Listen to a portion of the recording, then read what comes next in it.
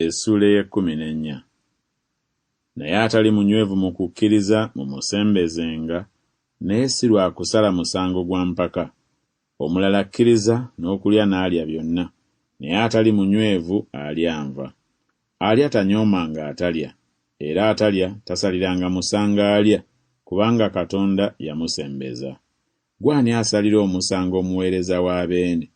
Eri Mukama we yekka ayimirira oba agwa, naye aliyimirira, kubanga Mukama waffe ayinza okumuyimiriza. Omuntu omulala alowooza olunaku olumu okusinga olulala, omulala alowooza ennaku zonna okwenkanankana. Buli muntu ategeererenga ddala mu magezi ge yekka. Alowooza olunaku alowooza ku bwa Mukama waffe, n'oyo alya ku bwa Mukama waffe, kubanga yeebaza Katonda, n'oyo atalya talya ku bwa Mukama waffe era yeebaza Katonda.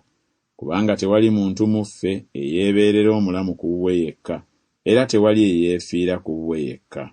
Kubanga bwe tubeera abalamu, tuba balamu ku bwa Mukama waffe, oba bwe tufa, tufa ku bwa Mukama waffe. Kale bwe tuba abalamu oba bwe tufa, tuba ba Mukama waffe. Kubanga Kristo kyeyava afa n'abeera omulamu, alyoka abeerenga Mukama w'abafu era n'abalamu. Naye ggwe kiki ekikusaliza omusango muganda wo?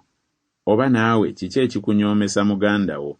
Kubanga ffenna tuliyimirira mu maaso g'entebe ey'emisango eya Katonda. Kubanga kyawandiikibwa nti, nga bwe ndi omulamu, bw'ayogera Mukama, buli vviivi lirinfukaamirira, na buli lulimi lulyatula Katonda. Kale bwe kityo buli muntu mu ffe alibalirira omuwendo gwe yekka eri Katonda. Kale tulemenga okusalira bannaffe emisango nate ffekka na ffekka, naye waakiri musale omusango guno obutaleeteranga waluganda ekyesittaza oba nkonge.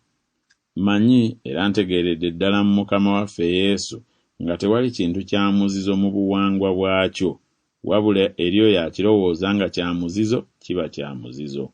Kuba obanga muganda wo anakuwala olw'emmere nga tokyatambulira mu kwagala, tomuzikirizanga lwa mmere yo oyo Kristo gwe yafiirira. Kale ekirungi kyammwe kiremenga okuvumibwa, kubanga obwakabaka bwa Katonda si kwe kulya n'okunywa, wabula butuukirivu na mirembe na ssanyu mu Mwoyo Omutukuvu. Kubanga aweereza Kristo bw'ati asanyusa nnyo Katonda, n'abantu bamusiima. Kale bwe kityo tugobererenga eby'emirembe n'eby'okuzimbagananga ffekka na ffekka. Toyonoonanga mulimu gwa Katonda lwa mmere. Byonna birungi, naye kinaabanga kibi eri oyo alya nga yeesittala. Kirungi obutalyanga nnyama newaakubadde okunywanga omwenge, newaakubadde okukolanga byonna ebyesittaza muganda wo, oba ebimunyiiza oba ebimunafuya.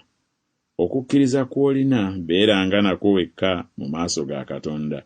Oyo alina omukisa ateesalira musango mu kigambo ky'asiima, naye oyo abuusabuusa azza musango bw'alya, kubanga talya mu kukkiriza, na buli ekitava mu kukkiriza kye kibi.